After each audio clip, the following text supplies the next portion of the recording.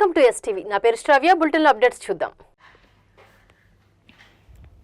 ఆంధ్రప్రదేశ్ విద్యా, IT, electronics శాఖల మంత్రి నారా లోకేష్ పశ్చిమ గోదావరి జిల్లాలో పర్యటించారు. జిల్లాలో చేపట్టిన పలు అభివృద్ధి పనులను ప్రారంభించారు. ఉండి హైస్కూల్లో ఆధునీకరించిన భవనాలను ప్రారంభించిన మంత్రి కాసేపు విద్యార్థులతో ముచ్చటించారు. చెడు వ్యసనాల జోలికి వెళ్లకుండా చదువుకోవాలని విద్యార్థులకు సూచించారు. డ్రగ్స్ వైపు అసలు వెళ్లకండి. మీరిప్పుడు 10వ తరగతి, బాగా చదువుకోండి. మీకు ఉద్యోగాలిచ్చే బాధ్యత నాది. మీరు బాగా చదివితే మీ కుటుంబం కూడా బాగుంటుందని చెప్పారు. అంతకుముందు శాసనసభ డిప్యూటీ స్పీకర్ రఘురామకృష్ణంరాజు ఆధ్వర్యంలో మంత్రి Nimmala Ramanaidu, AP IIC chairman Sivaramaraju, TDP స్థానిక నేతలు మంత్రి లోకేష్కు ఉండిలో ఘన స్వాగతం పలికారు.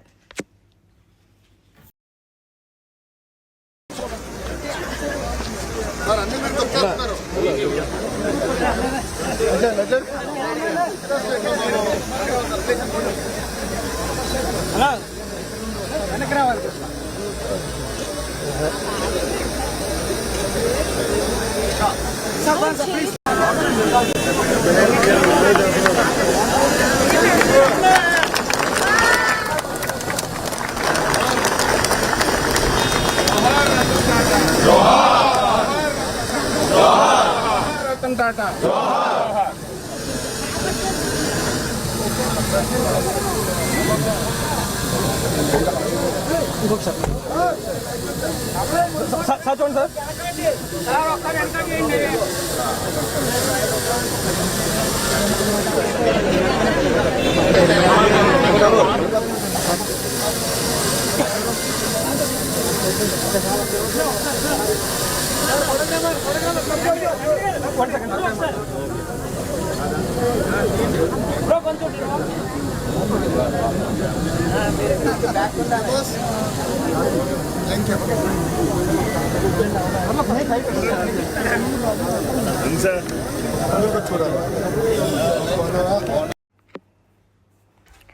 పశ్చిమ గోదావరి జిల్లా పాలకొల్లు నియోజకవర్గంలో 1,75,00,000తో చేపట్టిన అభివృద్ధి పనులకు శంకుస్థాపనలను జలవనరుల శాఖ మంత్రి డాక్టర్ నిమ్మల రామానాయుడు విచ్చేయగా ప్రజలు ఘన స్వాగతం పలికారు. యలమంచిలి మండలం బాడవ, ఏనుగువానిలంక, కలగంపోడి, చించినాడ, కాజతూర్పు, కాజపడమర, కొంతేరు గ్రామాల్లో వివిధ అభివృద్ధి కార్యక్రమాలకు మంత్రి డాక్టర్ నిమ్మల రామానాయుడు భూమి పూజలు, శిలాఫలకాలను ఆవిష్కరించారు.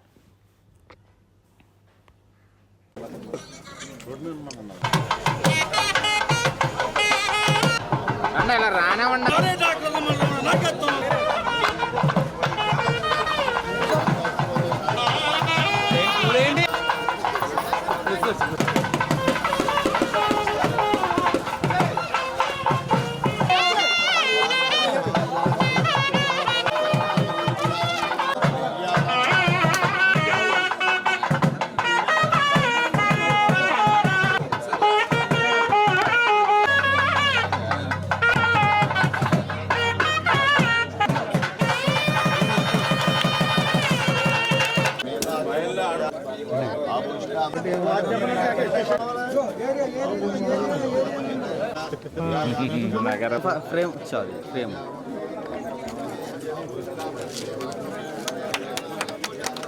आगनम्मा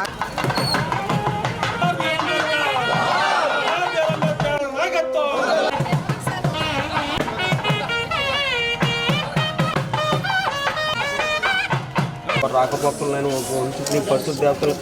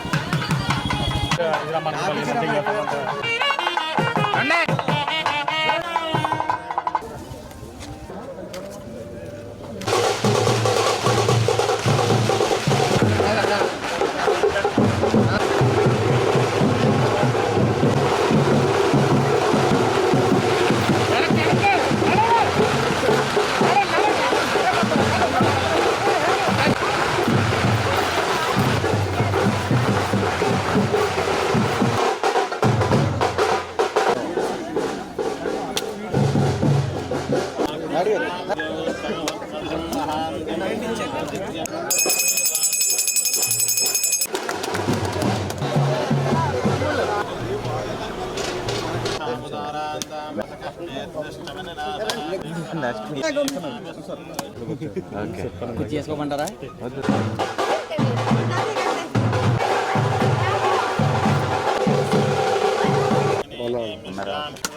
వ్రతాలు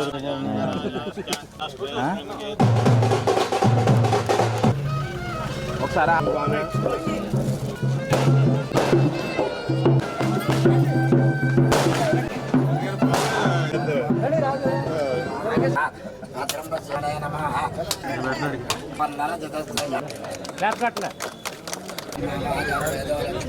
వాయిస్ అయితే సార్ అసలు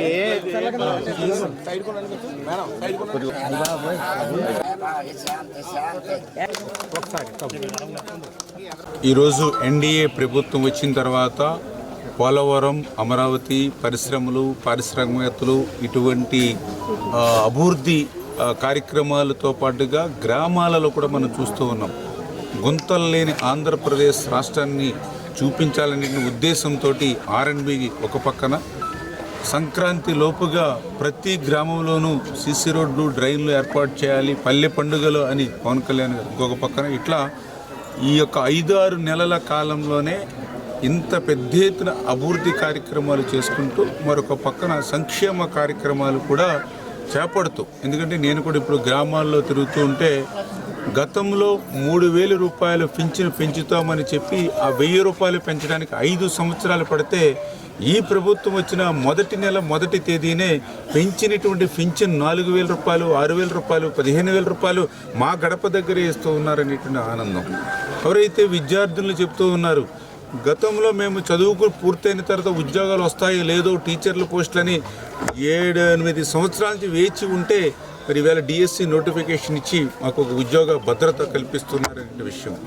పట్టణానికి వస్తే 5 రూపాయలకి అన్నం పెట్టి అన్నా క్యాంటీన్లు ప్రారంభించారు, సంతోషం అని మరొక పక్క. ఇన్పుట్ సబ్సిడీ హెక్టార్కి 25,000 రూపాయలు పెంచి ఇస్తున్నారని రైతుల ఆనందం మరొక పక్క. ఈవేళ గ్యాస్ సిలిండర్ కొనాలంటే భయపడుతూ ఉన్న 3 గ్యాస్ సిలిండర్లు ఉచితంగా ఇస్తున్నారు దీపంలో అని మహిళల ఆనందం మరొక పక్క. ఇట్లా ఇంత సంక్షేమం, ఇంత అభివృద్ధి ముందుకు తీసుకెళ్తూ ప్రత్యేకించి ఏదైతే ఈవేళ పోలవరం ప్రాజెక్టు, ఎందుకంటే ఆంధ్రప్రదేశ్ రాష్ట్రాన్ని కరువు రహిత రాష్ట్రంగా మార్చేటువంటి ప్రాజెక్టు, అటు ఉత్తరాంధ్ర నుంచి అటు రాయలసీమ వరకు కూడా గోదావరి వరద జలాల్ని తీసుకెళ్లి ఆంధ్రప్రదేశ్ రాష్ట్రాన్ని సస్యశ్యామలం చేయాలనేటువంటి ఆలోచనతో ఆ రోజు 72% మనం పూర్తి చేసాం చంద్రబాబు నాయుడు గారు 14-19లో. మరి 19-24లో మీకు 151 సీట్లు ఇచ్చి 50% ఓట్లు ఇస్తే 5 సంవత్సరాల్లో ఈ పోలవరం ప్రాజెక్టుకి మీరు చేసింది ఏంటి? ఈవేళ సూటిగా ఈవేళ వైఎస్ఆర్సీపీ జగన్మోహన్ రెడ్డి గారు సమాధానం చెప్పాల్సిన అవసరం ఉంది. 5 సంవత్సరాల్లో కష్టపడి నిర్మాణం చేసినటువంటి డయాఫ్రమ్ వాళ్ళని విధ్వంసం చేశారు. మీరు చేసిన నిర్వాహకం అటువంటిది. డయాఫ్రమ్ వాళ్ళని విధ్వంసం చేయడమే కాదు, భౌగోళికంగా పోలవరం ప్రాజెక్టుకు ఉపకరించేటువంటి న్యాచురల్గా ఉన్నటువంటి బండ సైతం 250 మీటర్లు ఉండేది, 150 మీటర్లు కొట్టుకుపోయినటువంటి పరిస్థితి. మరి గైడ్ బండ్ కృంగిపోయినటువంటి పరిస్థితి. ఈ రకంగా పోలవరాన్ని 20-30 సంవత్సరాలు వెనక్కి నెట్టేసినటువంటి వాళ్ళు పోలవరం గురించి మాట్లాడేటువంటి అర్హత ఈవేళ వైఎస్ఆర్సీపీ పార్టీకి ఎక్కడుంది? ప్రత్యేకించి నిర్వాసితులు ఉన్నారు. మరి ఈవేళ ఆ నిర్వాసితులు చాలా చాలా ముఖ్యం. పోలవరం ప్రాజెక్టు నిర్మాణం ఎంత ముఖ్యమో ఆ పోలవరం ప్రాజెక్టు కోసం తమ భూముల్ని, తమ ఆస్తుల్ని త్యాగం చేసినటువంటి నిర్వాసితులు కూడా మాకు అంతే ముఖ్యం. అందుకే మేము 14-19 ఆ రోజు చంద్రబాబు నాయుడు గారు 2017లో ఆ రోజు 800 కోట్ల రూపాయల అక్షరాల ఆ రోజు నిర్వాసితులకు అందజేశారు ఆ రోజు చంద్రబాబు నాయుడు గారు. మరి నేను అడుగుతున్నా, మరి ఆ రోజు 2019లో మరి 10 లక్షల రూపాయలు ఇస్తానని చెప్పావు పాదయాత్రలో జగన్మోహన్ రెడ్డి. మరి 2013 R&R ప్యాకేజీ అయిపోయిన వాళ్ళు కూడా మళ్ళీ కొత్త ప్యాకేజీ ఇస్తానన్నావు. మరి 5 సంవత్సరాలు తాడేపల్లిలో మొద్దు నిద్రపోయి నిర్వాసితులకి 1 రూపాయినా నువ్వు వాళ్ళకి ఇస్తానన్న మాట నిలబెట్టుకున్నావా? ఆ రోజు 19కి ముందు నిర్మాణం చేసినటువంటి పునరావాస కాలనీ తప్ప నీ 5 సంవత్సరాల పాలనలో ఎక్కడైనా ఒక్క పునరావాస కాలనీకి 1 అరబస్తా సిమెంట్ కానీ 1 రూపాయి కానీ నువ్వు ఎక్కడైనా ఖర్చు పెట్టావా? 5 సంవత్సరాలు నీ పాదయాత్రలు ఇచ్చిన మాట 10 లక్షలు కాదు కదా, 10 రూపాయలు కూడా ఇవ్వలేదు. మేము చేసినటువంటి పునరావాస కాలనీ తప్ప 1 అరబస్తా సిమెంట్ కూడా నువ్వు వేయనటువంటి నువ్వు నిర్వాసితుల గురించి మాట్లాడేటువంటి అర్హత నీకెక్కడుంది? ఆ రోజు ఏదైతే 2017లో చంద్రబాబు నాయుడు గారి ఆధ్వర్యంలోనే ఆ రోజు 800 కోట్ల రూపాయలు నిర్వాసితులకు వచ్చాయి. మళ్ళీ ఈరోజు 2025లో మళ్ళీ అదే నిర్వాసితులకి మళ్ళీ ఈరోజు 830 కోట్ల రూపాయలు నిర్వాసితులకు అందుతూ ఉన్నాయి.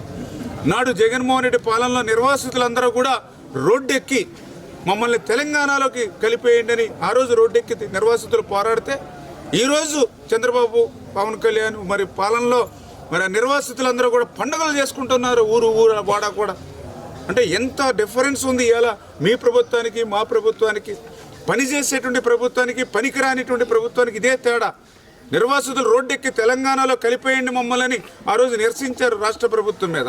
ఈరోజు మా ఇళ్లకు ఎటువంటి దళారులు లేకుండా ఎటువంటి మధ్యస్థులు లేకుండా నేరుగా మా అకౌంట్లోని 30 లక్షలు 40 లక్షలు కోటి రూపాయలు 10 లక్షలు ఇట్లా మాకు నష్టపరిహారం మా అకౌంట్లోకి నేరుగా అందుతుందని ఈవేళ ఆ ముంపు గ్రామాల్లో ఎంతో మరి పండుగ వాతావరణం ఈవేళ నిర్వాసితులకు నెలకొంది.